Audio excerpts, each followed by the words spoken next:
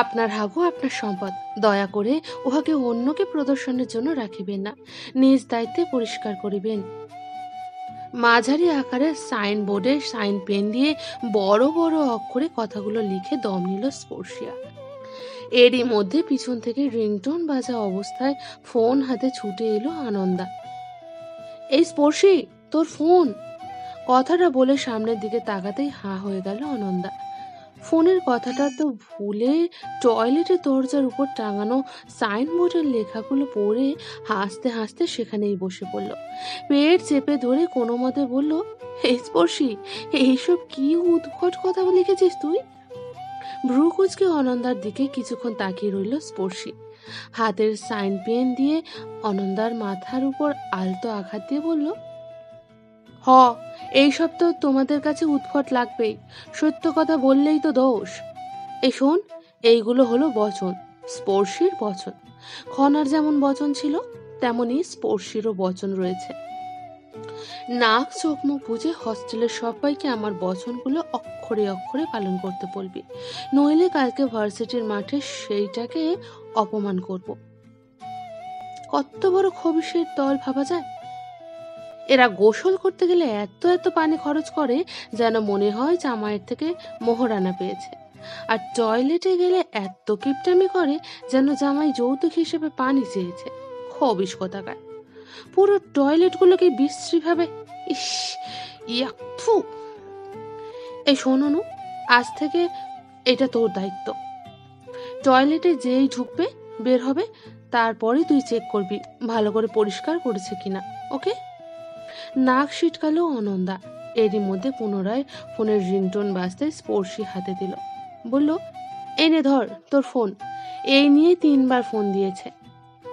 চোখের চশমাটা ডান হাতের তর্জনীর দ্বারা উঁচু করে ফিট করলো, তারপর ফোনটা হাতে নিয়ে নাম্বারটা দেখতে দেখতে ওয়াশরুম থেকে বের হয়ে এলো।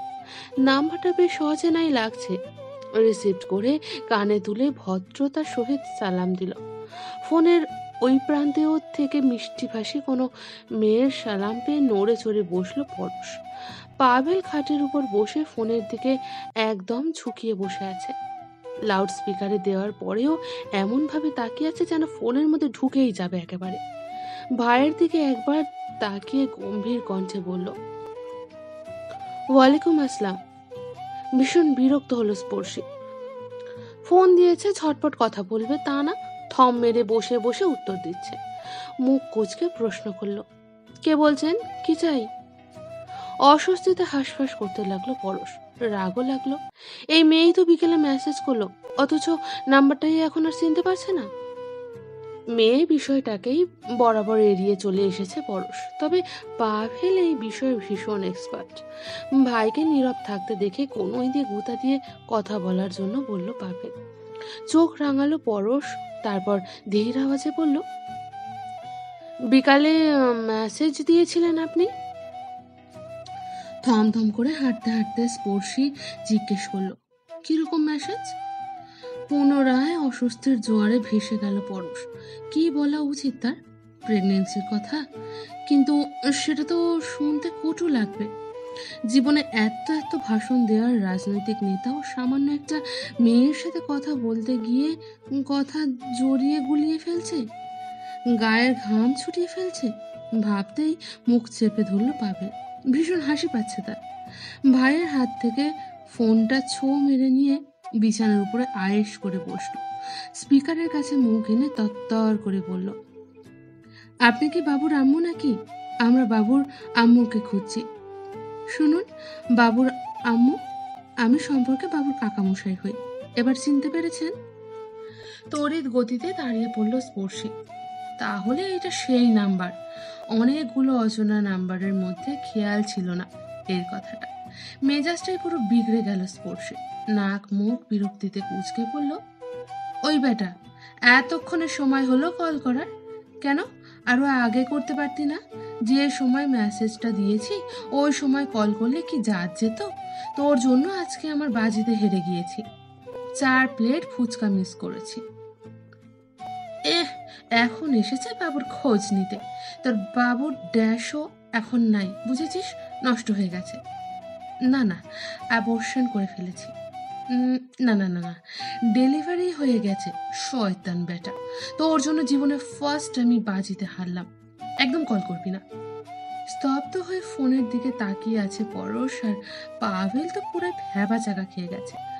আনমনে পুনরায় পাভেলকে জিজ্ঞাসা করলো, মাত্র 8 ঘন্টার মধ্যে ডেলিভারি হয়ে গেল? বলছি আর কটা ঘন্টা রাখা যেত না? খুব কি কষ্ট হতো? বাবুর বাবা চাচাকে না জানিয়ে ডেলিভারি করে ফেললেন। পরশ দ্রুত বেগে পাভেলের হাত থেকে ফোনটা আনলো। পাভেল পুনরায় টেনে নিয়ে গেল। রাগত কণ্ঠে পরশ বলল, এক্ষুনি ফোন কাট। এই ভয়ানক মহিলার সাথে কথা বলার কোনো দরকার নেই। বেয়াদ্দপ মহিলা। ওপাশ থেকে সরাসরি বেয়াদ্দপ ভয়ানক উপাধি পেয়ে রণচন্দ্রের রূপ ধরল স্পর্শী। এত বড় সাহস, তাকে বেয়াদ্দপ মহিলা বলে! চেঁচিয়ে উঠে বলল, তোর বউ ভয়ানক মহিলা, তোর বউ বেয়াদব, শয়তানের বাচ্চা। তোর সাহস কত বড়, আমাকে বেয়াদব বলিস? স্পর্শীকে বেয়াদব বলিস? তোর সাহস থাকলে একবার জাবির ক্যাম্পাসে আয়। তোর হাড্ডি গুড্ডি ভেঙে গুঁড়ো করে দেয়ালে মাখিয়ে রাখবো। বজ্জাত কোথাকার। ফোন কেটে দিল পরশ। দুই ভাই ভেবা চাকা খেয়ে বিছানায় কতক্ষণ নীরব হয়ে বসে রইল। মনে হচ্ছে বিশাল কোনো এক যুদ্ধ করে সবে মাত্র ফিরেছে। মিনিট পাঁচেক চুপ থাকার পর পাভেল ধীর কণ্ঠে বলে উঠল, ভাই, আমার না একটা শখ জেগেছে। মনে করতে পারিস এইটাই আমার অন্তিম ইচ্ছা। বিছানায় শীত হয়ে শুয়ে থাকা পরশ ভাইয়ের কথা শুনে শান্তভাবে বলল, কি ইচ্ছা? লাফ দিয়ে উঠে বসলো পাভেল। পরশের হাঁটুর উপরে আলতো কিল মারতে মারতে বলল, এই ভয়ানক মেয়েটাকে একদিনের জন্য হলেও তোর সাথে বিয়ে দিতে ইচ্ছে করছে আমার। আহা, এটা মেয়ে! কি ভালো, কি ভালো! যখন মুখ থেকে যেটা ছাড়ে সেটাই উপচে পড়ে একেবারে। বিকেল বেলা মোবাইল ভর্তি প্রেম ছাড়লো, এখন আবার গালি। আহা, তুই সারাদিন অন্যদের ধমকে ধামকে রাজনীতি করবি, রাত হলে তোর উপর এই মেয়ে রাজনীতি করবে। কি দারুণ হবে, তাই না? এক হাত দিয়ে পাভেলের মাথা চেপে নুইয়ে অন্য হাত দিয়ে পিঠের উপর দুম করে একটা কিল মারল পরশ। তারপর কলার ধরে টেনে রুম থেকে বের করে দরজাটা বন্ধ করে দিল। দরজার উপাস থেকে পাভেল এখনো চেঁচাচ্ছে, ভাই, বাবুর আম্মুর নাম্বারটা একটু দে না, 2 দিনের জন্য একটু প্রেম করবো। এই ভাই। পরশ কোনো সাড়া দিল না, চুপ করে বিছানার উপরে পড়ে রইল। মেয়েদের মুখের ভাষাও যে এমন হয় তা আজ সরাসরি জানল সে। মাথা থেকে সমস্ত ঘটনা ঝেড়ে চোখ বন্ধ করে ঘুমানোর প্রস্তুতি নিল। স্পর্শীকে চেঁচাতে দেখে পুনরায় অনন্দা বারান্দায় এলো। ভ্রুকুচকে বলল, এই রাত 1টার সময়ও তুই চেঁচাবি? তাহলে ঘুমোবিটা কখন বলতো? আর কি এমন হয়েছে যে এমন ভাবে গালিগালাজ করছিস? দম করে হেঁটে এসে ছোট্ট সিঙ্গেল বেডের উপর বসলো স্পর্শে। চোখের চশমা খুলে সোজা হয়ে শুয়ে অনন্দাকে বলল, আরে বিকালে যে বাজি ধরে কয়েকটা রং নাম্বারে মেসেজ দিলাম, সেখানকারই একটা নাম্বার থেকে এখন ফোন দিয়েছে। আমাকে ভয়ঙ্কর বেয়াদব মেয়ে বলেছে, তাই তো একটু আদর দিয়ে দিলাম আর কি। যাই হোক, এখন ঘুমো, ডিস্টার্ব করবি না একদম। এমনিতেও তোর জন্য তাড়াতাড়ি আমি একেবারেই ঘুমোতে পারি না। আকাশ থেকে পড়লো অনন্দা, মাথায় হাত দিয়ে নিজের বিছানায় বসে পড়ল। আল্লাহ সইবে না স্পর্শী, এইরকম মিথ্যে কথা বলিস না। কোথায় তোর জন্য আমি ঘুমোতে পারি না সেটা না বলে তুই আমাকে দোষারোপ করছিস? Seriously, this is very bad. সকাল 11টা, শুক্রবার হওয়ার দরুন এখনো পড়ে পড়ে ঘুমাচ্ছে স্পর্শী। এই নিয়ে 8বার ফোনে কল আসলো, ইচ্ছাকৃতভাবে কেটে দিচ্ছে সে। 9বারের বার কলটা রিসিভ করে চেঁচিয়ে পড়ল, কি সমস্যা খালামণি? তুমি জানো না এখন আমি ঘুমাচ্ছি, তাও বারবার কেন ফোনটা দিচ্ছ বলো দেখি? তুমি আমার ফোন নাম্বারও বাড়িতে দিয়ে দিয়েছো, রাহুল ভাইয়ের কাছেও দিয়ে দিয়েছো। বলি, এর চেয়ে পত্রিকায় ছাপিয়ে দিলে তো ভালো হতো নাকি? তোমাদের জ্বালায় কি আমি হোস্টেলে থাকতেও পারবো না? ওপাশ থেকে বেশ আদুরে গলায় বিপাশা দেবী বললেন, ওমা, এমন করে না শোনা, আজ তো শুক্রবার, খালামণিকে একবার দেখতে আসো। আর দুলা ভাই নাম্বারটা চেয়েছে দেখে দিয়েছি, উনি তোমার বাবা না বলো? বাবার সাথে কথা বলছো না কেন? অনি, তুমি কিন্তু জানো আমি কেন ওই বাড়িতে কথা বলি না, তাও বারবার এমন করো কেন? আর তোমার সাদের ছেলে তো আজকাল বাড়িতেই থাকে, এই জন্যই তো আসি না তোমার কাছে। ওকে বাড়ি থেকে কোথাও ট্যুরে পাঠাও, দেখবে আমি দুম করে চলে আসবো তোমার কাছে। এরই মধ্যে ওপাশ থেকে কর্কশ কণ্ঠে কারোর আওয়াজ পেল স্পর্শী। এই, তোর সাহস কত বড়, আমাকে বাড়ি থেকে বের করতে বলিস? এটা কি তোর জামাইয়ের বাড়ি পেয়েছিস যে সবাই তোর কথায় উঠবে বসবে? নাকি আমি তোর জামাই? মেজাজ বিগড়ে গেল স্পর্শে, কাট কাট কণ্ঠে বলে উঠল, দেখো রাহুল ভাইয়া, একদম ঢং করবা না। আমার এইসব ঢং না একদম ভালো লাগে না। তুমি বুড়ো হয়ে যাচ্ছ, বিয়ে শাদী করে ফেলো, তাইলেই আমি চলে আসবো, বুঝেছ? হতাশ হয়ে মায়ের দিকে তাকালো রাহুল, পুনরায় দম নিয়ে বলল, হুম, আমি তো সেই কবে থেকে বসে আছি। বাস তুই চলে আয়, তাহলে কাজীটা ডেকে ফেলি। এই, তুইও তো বুড়ি হয়ে যাচ্ছিস। মেয়েদের কোথায় ক্লাস 8-এ থাকতে বিয়ে দিয়ে দেয়, সেখানে তুই তো এবার অনার্স 3rd ইয়ারে পড়িস। তাড়াতাড়ি রাজি হয়ে যা দেখি, এই বছরে বিয়েটা করে ফেলি।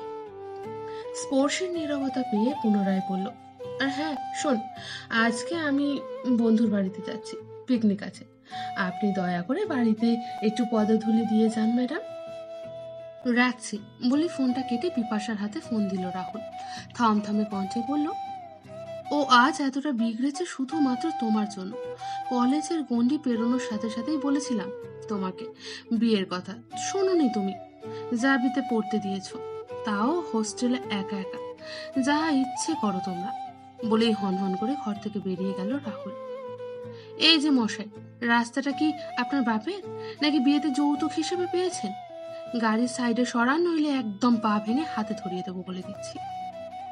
মেয়েলি কণ্ঠের এমন হুমকি পেতেই চমকে পিছনে তাকালো পরশ।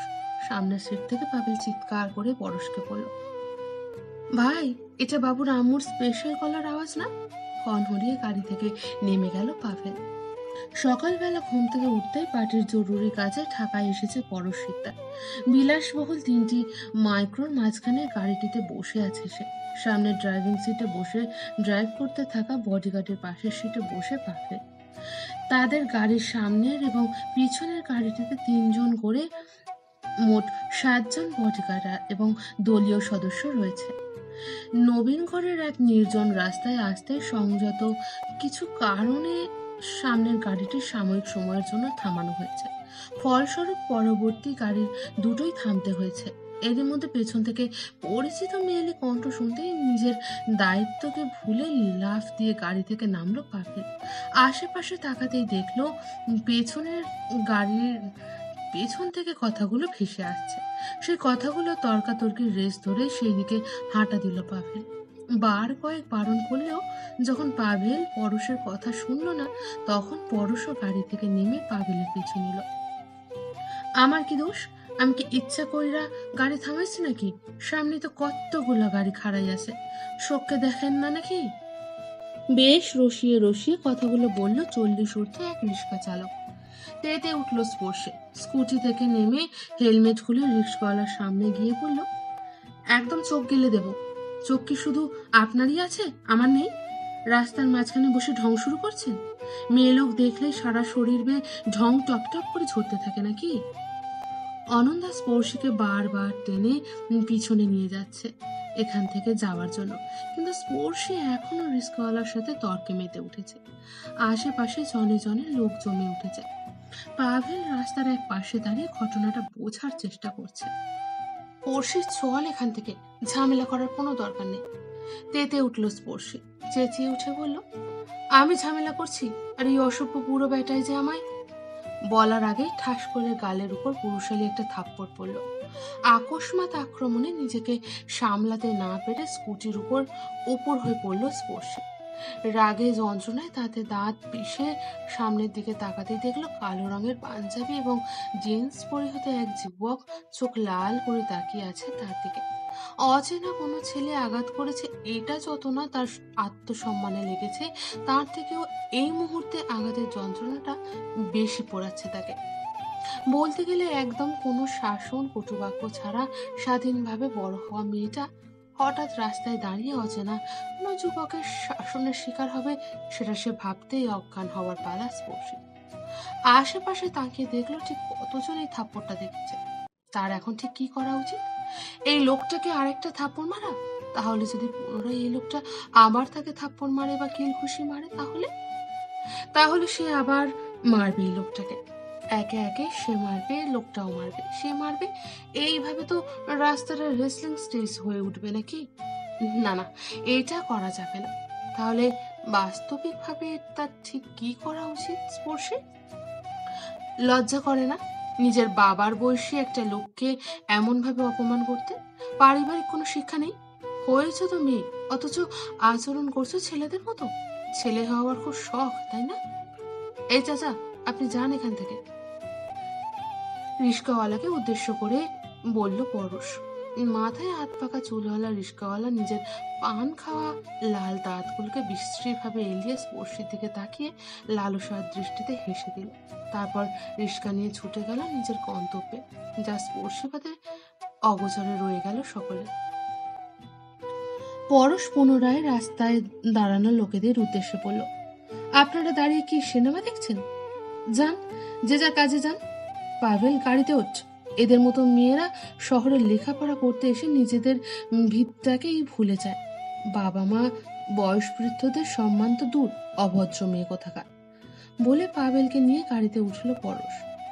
হেরে গেল স্পর্শী, আজ পুরো দমে হেরে গেল সে। রাস্তায় দাঁড়িয়ে একে তো বাবার বয়সী কারোর বাজে দৃষ্টির সম্মুখীন হয়েছে, তার উপরে অচেনা উড়ে আসা কোনো ছেলের হাতে থাপ্পড় খেয়েছে, পারিবারিক শিক্ষার উপর আঙুল তুলেছে, তার উপর তাকে ছেলেদের মতো বলেছে। কষ্টে কালের যন্ত্রণার অপমানে ঠোঁট কামড়ে ধরল স্পর্শী, চোখ দিয়ে নীরব বিচ্ছিন্ন ভাবে অশ্রু ঝরছে। পরশদের গাড়ি চলতেই পিছনে ছুটল স্পর্শী, দৌড়ে দৌড়ে দাঁত কিরমির করতে করতে বলল, অসভ্যের বাচ্চা, তুই দাঁড়া। তোর সাহস কিভাবে হয় আমাকে থাপ্পড় মারার? আমি ছেলেদের মতো করি? ওই হারামি কি করছি আমি? হ্যাঁ, আমি কি তোর বোনের পেছনে লাগছি নাকি তোর পেছনে বখাটেগিরি করছি? কোনটা? কোন অ্যাঙ্গেল থেকে আমি ছেলেদের মতো করছি? হ্যাঁ,